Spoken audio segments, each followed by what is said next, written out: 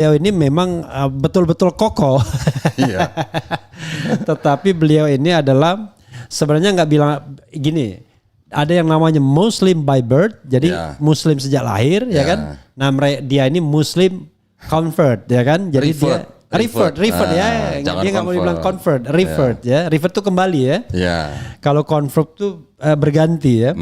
Jadi dia revert kembali kepada fitrah sebagaimana diajarkan kepada Nabi Adam alaihissalam, kemudian Nabi Ibrahim gitu ya, baru yaitu ajaran tauhid ya. Kira-kira begitu ya saudara sekalian. Jadi sehat kok ya? Alhamdulillah. Alhamdulillahirabbil Senang alamin. bisa ke channelnya Bang Refli Harun yang keren dan cadas gitu. Perlu gebrak Bang? Boleh. Takut meja orang digebrak. Santai ya kan. Ini bukan meja yang luar biasa. Ini kan cuman ditempel namanya. HPL. Ya HPL aja. Walaupun terlalu digambar elit kelihatan ya kan. Kontraktor tahu jadi HPL. Iya HPL. Sehat Bang. Sehat. Alhamdulillah. Kapan terakhir pulang Palembang? Lebaran kok. Lebaran pulang kemarin ya? Lebaran pulang tapi sakit kan. Jadi pulang lebaran sakit. Tapi sakitnya tuh tidak terkapar. Jadi flu, pilek, demam dan lemas itu yang paling penting kan. Iya. Tapi ini dong sudah kena cuko Palembang kan biasanya sembuh kan. Ya jadi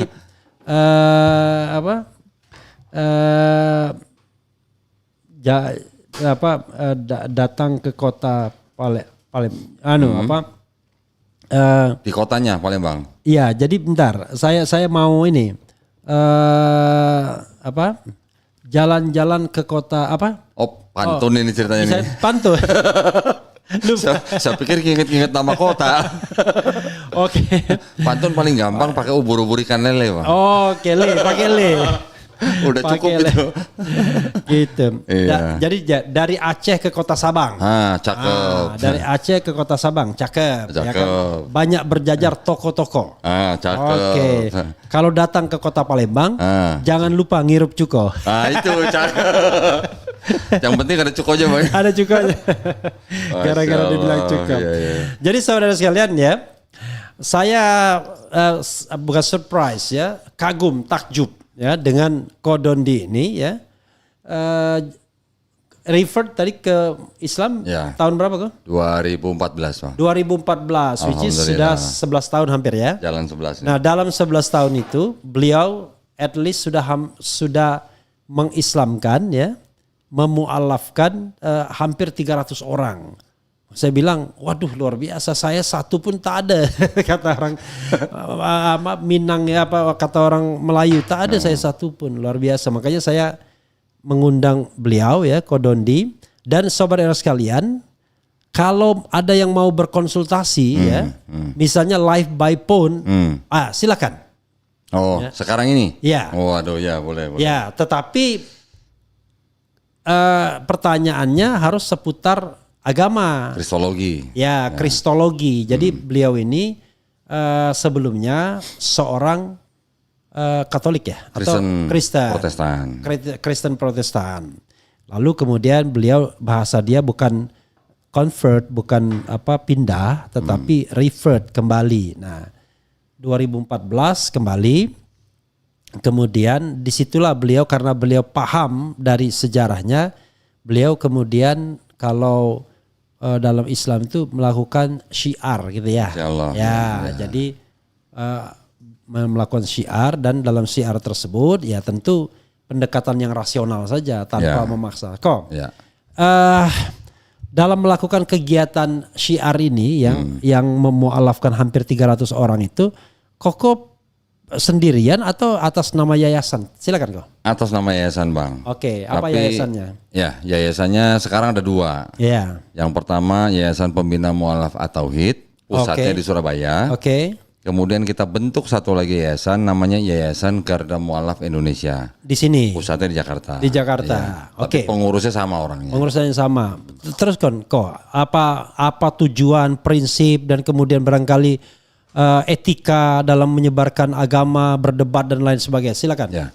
Jadi kedua yayasan kami ini sebenarnya maksud dan tujuan dibentuknya yayasan ini sama, semuanya sama, yaitu menjadi yayasan yang terkemuka untuk membentengi iman dan akidah umat Islam dari upaya pendangkalan akidah dan pemurtatan, Bang.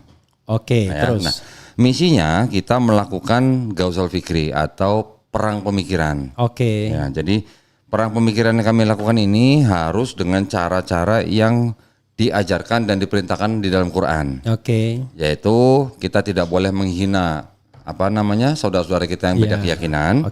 Kita juga tidak boleh menghina agama mereka.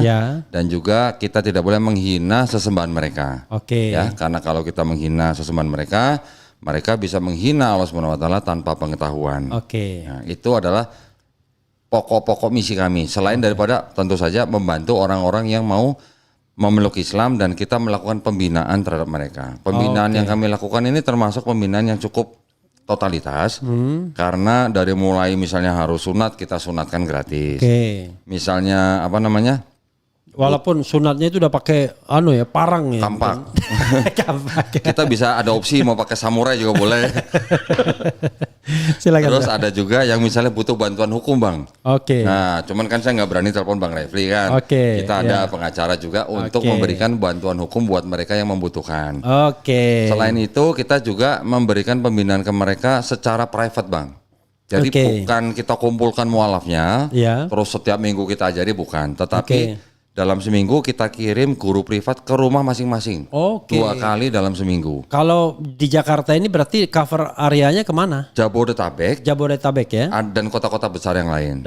Jadi kita juga kerjasama dengan sebuah lembaga kursus privat namanya. Mereka yang menyediakan guru-guru privat itu kita pesan ke mereka, kirim ke alamat ini gitu misalnya. Dan itu privat agama ya? Privat. Jadi guru yang datang itu adalah guru-guru yang memang mengajarkan agama Islam dari A sampai Z.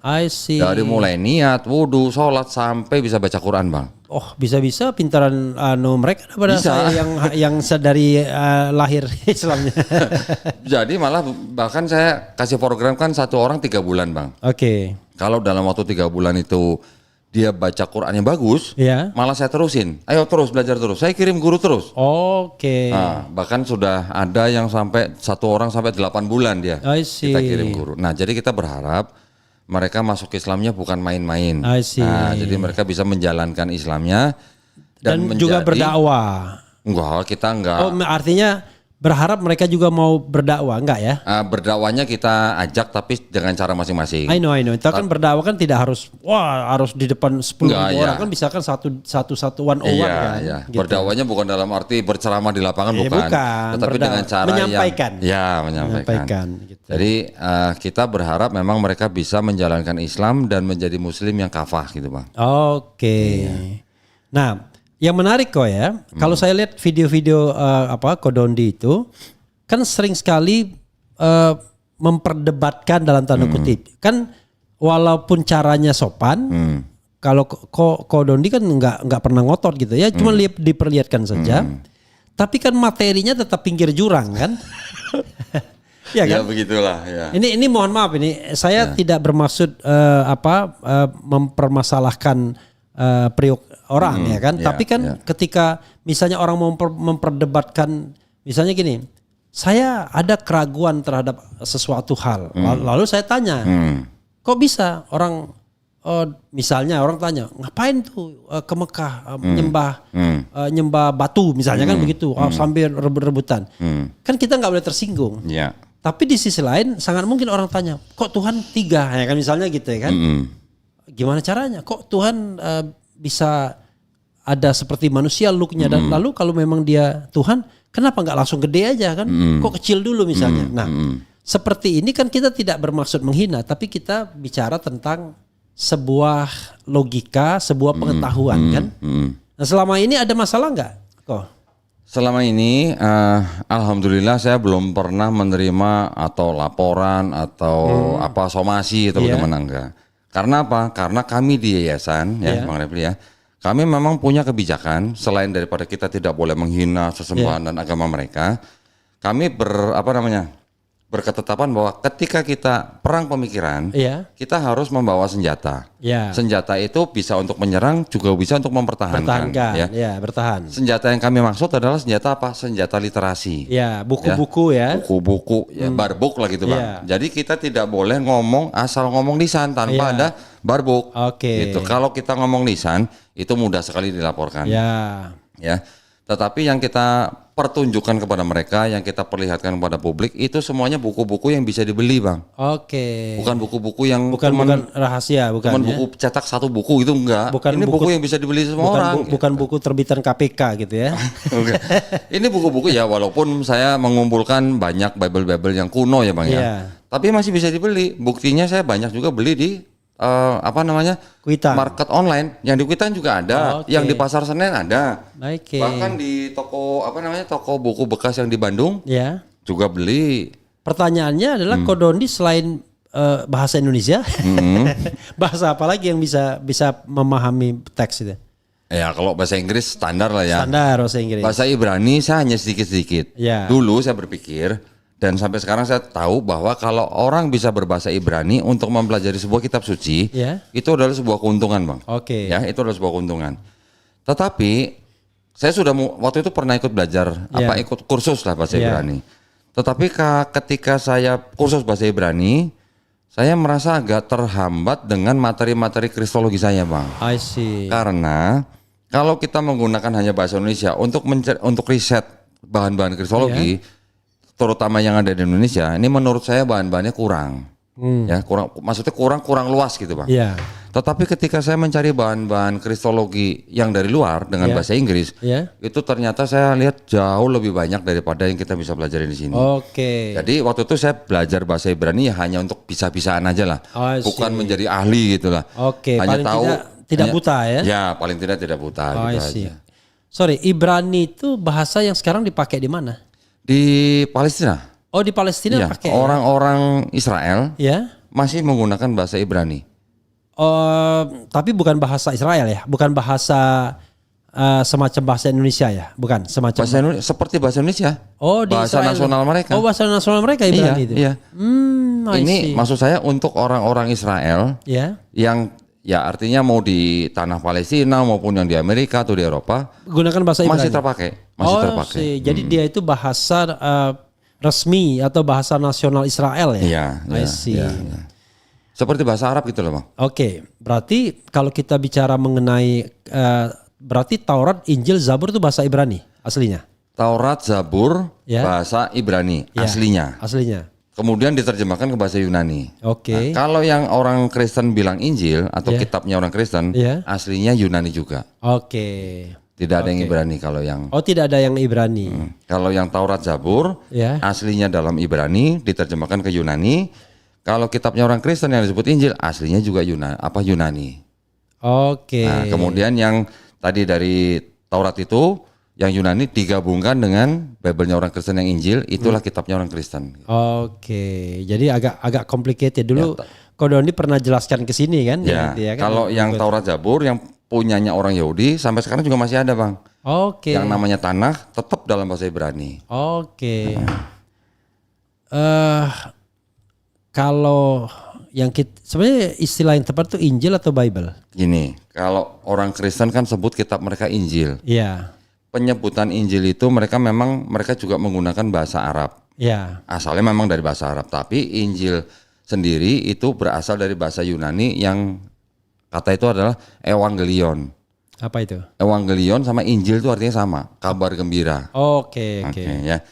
Orang Kristen Indonesia menggunakan kata Injil, yang mana Injil berasal dari bahasa Arab, karena di Indonesia banyak umat Islam. I see. Jadi mereka menggunakan kata itu ya memang boleh dikatakan tujuannya adalah untuk penginjilan. I see. Tapi kalau secara utuh kitab mereka, dan kita lihat satu-satu, yang disebut Injil itu hanya 4 surat Bang. Ya, hanya Matius, Markus, Lukas, Yohanes. Orang sering sebut satu kitab itu Injil.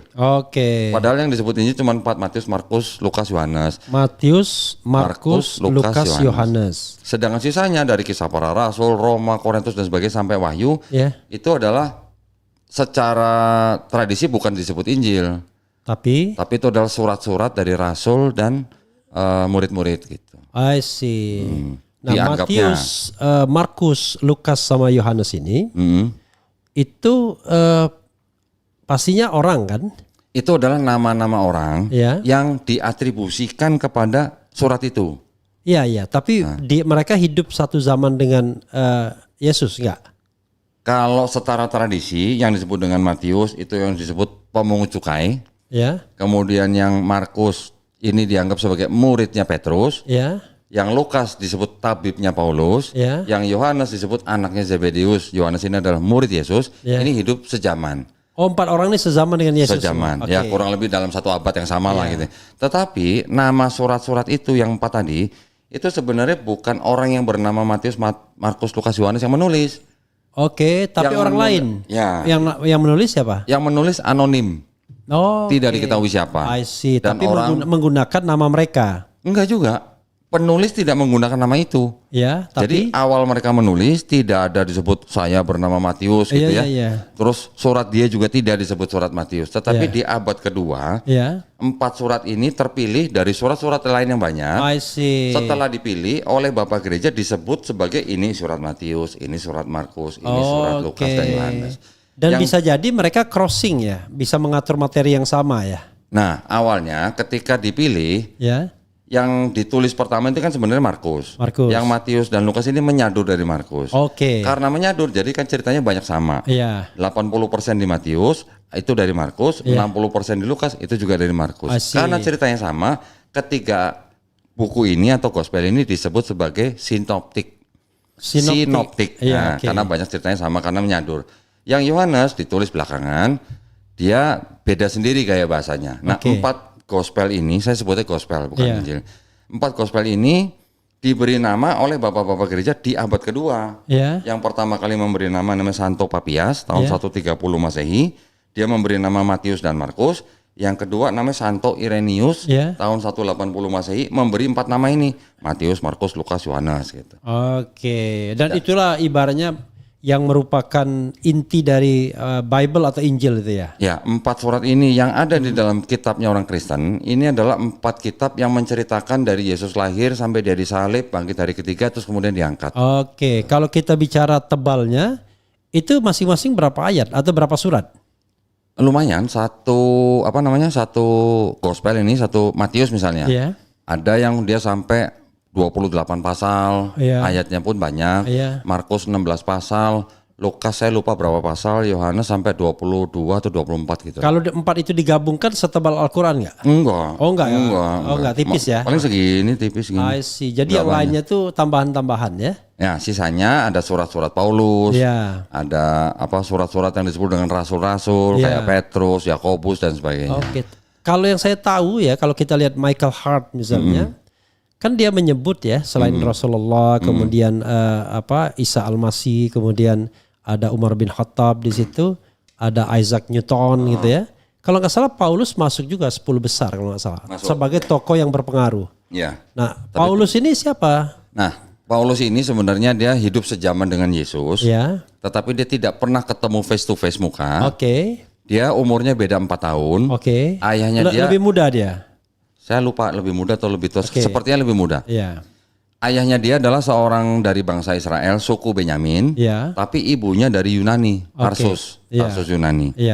Dia mengaku sebagai pelaku hukum Taurat yang tanpa cacat gitu. I see. Yang original.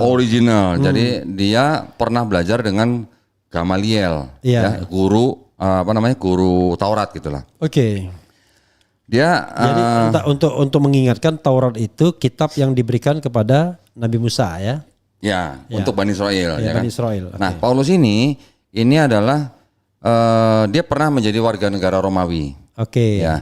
Dan pekerjaan dia sebelum dia mengaku bertobat, dia malah memburu, menangkapi Yesus yang disebut murid-murid Yesus atau pengikut-pengikut Yesus lah. Pengikut bukan murid ya. Pengikut Yesus ini dikejar oleh Paulus, dipenjara, disiksa dan sebagainya. Dia jadi tentara Romawi dia? Iya. Kepala tentaranya gitu loh. I see.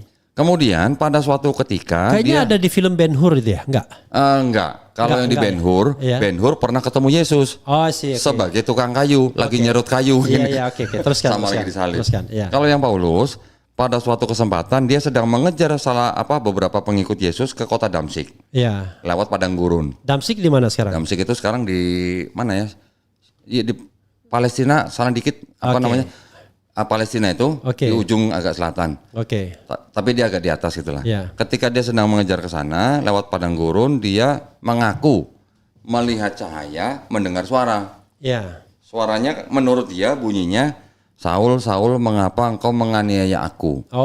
Saul atau Saulus itu adalah nama Paulus. Sebelum dia ganti nama dengan Paulus. Nah, kemudian setelah dia mendengar suara itu dan melihat cahaya, dia mengaku buta, kemudian sampai di Damsyik ditolong oleh seseorang Kristen di sana. Kemudian bukan seorang Kristen ya, seorang yang disebut sebagai pengikut Yesus gitu. Kemudian dia mengaku bertobat dan mengangkat dirinya sebagai rasul gitu, Bang. Tapi rasul yang disebut di sini beda dengan rasul dalam Islam. Dia mengklaim dirinya sebagai rasul. Dia mengangkat dirinya sendiri sebagai rasul. Rasul ya kalau yang di Kristen itu artinya adalah sebenarnya sebagai hanya pengikut Yesus gitu. Setelah kejadian itu dia mengaku bertobat, mengangkat diri sebagai rasul, dia berbalik malah menjadi memberitakan tentang Yesus. Memberitakan ya. Tapi dia tidak pernah ketemu face to face gitu, nggak pernah, Bang. Nah, memang ini adalah seorang tokoh yang boleh dikatakan kontroversial. Karena apa? Karena dia mengaku pelaku Taurat, dia juga pengikut mazhab Farisi, kelompok Farisi. Dan Yesus sendiri di dalam Matius pernah memperingatkan bangsa Israel untuk berhati-hati dengan ragi Farisi. Nah, Paulusnya ini juga ragi Farisi sebenarnya. Ragi itu artinya mazhab gitu. Jadi Paulus ini dianggap kontroversi kenapa? Karena dia mengajarkan sebuah gagasan yang beda dengan yang dianggap ajaran Yesus dan ajaran Taurat. Yang dianggap beda ini apa? Yaitu ada yang disebut dengan dosa asal atau dosa waris gitu lah. Di Roma 5:12 di dalam surat dia mengatakan bahwa dosa yang dilakukan oleh satu orang itu, Hawa maksudnya. Hawa ya. Karena kan Hawa yang makan duluan kan. Itu menjalar kepada setiap keturunan Adam. Jadi dosa turunan ya. Dosa turunan. Jadi dari situ manusia sudah berdosa, tidak dapat bersatu kembali dengan Tuhan, makanya harus ditebus dosanya dengan kematian Yesus di atas kayu salib. Ini yang kalau kita pelajari dengan 4 yang gospel tadi, ini berbeda. Tidak sama. Yesus tidak pernah mengajarkan ada dosa ini. Bahkan Yesus di dalam Matius 18:3 mengajarkan kalau kamu tidak bertobat dan menjadi seperti anak kecil ini, kamu tidak masuk surga. Itu ajaran Yesus. Dan ajaran itu sama dengan di Perjanjian Lama, punya orang Yahudi. Entah di Ulangan 24:16, entah di Yeskiel 18:20-21, entah di Yesaya 1:16-18. Itu tidak ada konsep manusia bisa menanggung kesalahan orang lain. Atau seorang ayah tidak dapat menanggung kesalahan anaknya. Begitu juga sebaliknya, anak tidak dapat menanggung kesalahan ayahnya. Yang berdosa itu yang mati gitu. Jadi kalau ada orang fasik, dia bertobat, kemudian dia berbalik melakukan ketetapan-ketetapan Allah, tulisannya Allah gitu Bang ya. Dan dia melakukan kebenaran ya, itu dia pasti hidup gitu. Itu Yeskiel 18:21. Jadi artinya tidak ada konsep untuk masuk surga dia bisa dapat ditebus oleh orang lain gitu. Tapi saya tidak kan awam ya, tapi kan yang mainstream kan itu tuh dosa. Betul. Ini mohon maaf ya, tanpa bermaksud kita membandingkan atau membuka soal hal perbedaan. Kan itu juga kan yang ketika kita nggak sebut nama ya, seorang pastor kemudian dia ngomong tentang Islam ya kan, harus sholat 5 kali beratnya minta ampun dengan bahkan dia praktekkan gayanya dengan mimik tertentu. Lalu dia mengatakan kalau di agama dia nggak perlu gitu karena sudah ditebus dengan darah Yesus kan gitu kan. Artinya easy, yang penting kamu katakanlah memang di situ ada juga ya dia kan menceritakan soal ini persentase 10%. Kan kalau kita kan cuma 2,5%. Itu pun yang memenuhi syarat 2,5% kan, tidak semua kena. Jadi pertanyaannya apa? Pertanyaannya adalah kenapa itu kok jadi lebih dominan ajaran itu, sementara yang di 4 kitab sebagai dasar basis itu nggak ada itu. Jadi Paulus ini di mana jejak ajarannya itu? Gini Bang, sebenarnya yang diajarkan Paulus ini selain daripada konsep atau gagasan baru tentang dosa waris ini, dia tetap mengaku sebagai pelaku Taurat. Jadi untuk orang Yahudi, Paulus bilang kalian harus tetap hidup di bawah hukum Yahudi, hukum Taurat. Tetap nggak boleh makan babi, tetap sunat dan sebagainya, sesuai dengan 613 hukum Taurat. Tetapi yang Paulus maksud ini untuk orang-orang non Yahudi, beda lagi. Nah, ini yang dibedakan. Dia bilang kalian tidak perlu hidup di bawah hukum Taurat, makanya tidak perlu sunat. Dia bilang semua makanan halal. Walaupun dibilang semua makanan halal, kan belum tentu babi termasuk. Karena dibuat orang Yahudi babi bukan makanan gitu. Ketika Paulus bilang semua makanan halal dan asal diberkati dalam nama Yesus oleh gereja, seperti di twisting gitu. Termasuk babi berarti gitu. Ini masalah babi. Nah, di situ masalah perpuluhan juga sebenarnya Paulus juga tidak kalau untuk orang Yahudi ya tetap jalankan. Untuk orang non Yahudi nggak perlu karena sudah diganti dengan matinya Yesus di atas kayu salib. Sedangkan orang-orang Yahudi yang asli yang masih ngikutin Taurat sampai zaman sekarang Bang sudah tidak melakukan perpuluhan. Perpuluhan itu tadi ya kayak zakat yang 10% itu ya. Kenapa tidak melakukan perpuluhan lagi? Karena perpuluhan itu harus dilakukan di tanah Israel. Dan harus diberikan di bait suci. Nah, ketika bait suci sudah nggak ada, bagaimana mereka berperpuluhan gitu Bang? Nah, tetapi sama Kristen, entah bagaimana caranya, ini untuk sebagian gereja Bang ya, tidak semua gereja ya. Sebagian gereja tetap menarik perpuluhan. Sedangkan buat orang Yahudi, perpuluhan itu hanya diberikan kepada suku Lewi Bang. Suku Lewi adalah suku ketiga atau anak ketiga daripada Nabi Yakub. Nabi Yakub suku Lewi ini dia tidak ikut beternak, tidak bekerja, tidak berperang, dia hanya menjadi imam buat 11 suku yang lain. Jadi 11 suku yang lain ini bekerja beternak, memberikan 1/10 kepada suku Lewi itu. Jadi 1/10 itu 10% itu dari semua. Dari semua. Iya. Jadi kalau dia misalnya pengusaha besar dengan katakanlah billing atau sampai ratusan miliar ya 10%. 10%. Nah, tetapi sebenarnya yang dibayarkan 10% itu sebenarnya tahunan Bang. Tahunan. Bukan bulanan. Iya. Kristen jadi bulanan. Jadi bulanan. Jadi bulanan. Selain itu sebagian gereja jauh lebih berat dibandingkan Islam. Islam kan 2,5%, itu pun yang memenuhi syarat dan tahunan.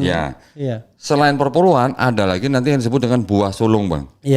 Buah sulung itu adalah contoh misalnya begini. Ada anak muda baru kerja. Ketika dia dapat gaji pertama ini 100% ke gereja. Berarti modal dia buat kerja 1 bulan juga habis kan? Jadi dia perlu modal 1 bulan lagi untuk bulan kedua. Begitu dapat gaji baru buat dia potong lagi 10%. Tapi ini sebagian gereja Bang ya, nggak semua ya. Nah, buat Yahudi yang namanya perpuluhan itu sebenarnya seperti tadi saya bilang tahunan. Dan selain untuk suku Lewi juga untuk orang-orang fakir miskin dan juga untuk janda-janda dan juga orang yang sedang safar. Nah, jadi sebenarnya mirip gitu dengan yang di Islam ya. Mirip kan, ada kemiripannya. Tapi kalau di gereja ini 10% dikelola oleh gereja. Gereja mutlak gereja. Kalau gerejanya dia tidak punya cabang di mana-mana ya 100% dikelola oleh gereja itu. Makanya gerejanya bisa makmur ya kan? Kalau makmur. Kalau donaturnya atau perpuluhannya banyak. Kalau nggak banyak dia pindah tempat Bang. Oke, cukup itu ya. Jadi bisa jadi kayak bisnis gitu. Iya. Oke. Nah, kepentingan kita sekarang ini adalah Kodondi yang hampir memualafkan 300 orang itu ya. Sorry Bang, saya potong, saya koreksi Bang. Bukan saya memualafkan orang-orang itu. Saya cuma nuntun syahadat. I know. Maksudnya gini. Perantaraan kan semua hidayah kan dari Allah Subhanahu wa taala kan. Betul. Tapi intinya adalah dengan perantaraan Kodondi itu ada hampir 300 orang kemudian menjadi muslim ya. Alhamdulillah. Mereka itu dari kalangan mana saja? Macam-macam. Mereka datang sendiri. Jadi gini, barangkali bisa diceritakan bagaimana metodenya. Mereka datang ketemu di jalan atau apapun, barangkali yang unik-unik. Terserah kalau Dondi mau cerita seperti apa. Nanti fotonya mulai ditampilkan ya. Ya. Ya. Oke. Baik, jadi kalau awal mula kita mulai terjun ke dakwah, terutama melalui YouTube ya, dunia medsos ya. Itu kan kegiatan yang kita lakukan macam-macam. Ada yang kita lakukan dengan kajian, ada yang kita lakukan dengan kajian di masjid misalnya gitu kan. Terus kemudian kita lakukan kegiatan itu debat gitu kan. Ya. Dari kegiatan-kegiatan itu alhamdulillah. Sorry Ko Dondi. Saya mau bilang dulu sama sobat RH sekalian. Kalau di antara sobat RH sekalian yang menonton ini ada yang ingin berkonsultasi ya, live by pun silahkan. Tapi tentu pertanyaannya seputar ketertarikan untuk katakanlah seputar agama Islam ya. Nah memang diperuntukkan hanya kepada non Muslim saja. Kalau yang sudah Muslim nggak usah tanya lagi. Ya, gitu ya. Jadi kita fair ya, sobat RH sekalian. Nanti saya akan lihat di antara sobat RH sekalian mana yang kemudian bisa live by phone kalau memang ada. Tapi kalau enggak, komentar-komentarnya juga sudah banyak dan kalau memang terkait, baiklah nanti akan saya bacakan. Silakan Ko. Ya, jadi dari kegiatan-kegiatan kita selain kajian, debat ya, itu alhamdulillah sudah diterima oleh masyarakat dalam arti untuk memang orang-orang yang memang berminat dengan ilmu perbandingan agama, ya. Tetapi kita tidak khusus disebut sebagai perbandingan agama atau usuluddin. Yang kami lakukan itu sebenarnya adalah bidang ilmu kristologi, Bang. Kristologi itu ketika kita membandingkan Kristen dan Islam, kita membaca Kristen atau mempelajari Kristen tapi dengan akidah atau kacamata Islam. I see. Ya. Jadi ketika kita sudah mulai dikenal oleh orang-orang yang memang berminat di dalam kristologi, termasuk juga orang-orang di luar Islam. Akhirnya mereka menghubungi kami. I see. Nah, yang menghubungi kami ini ada dua macam. Ada yang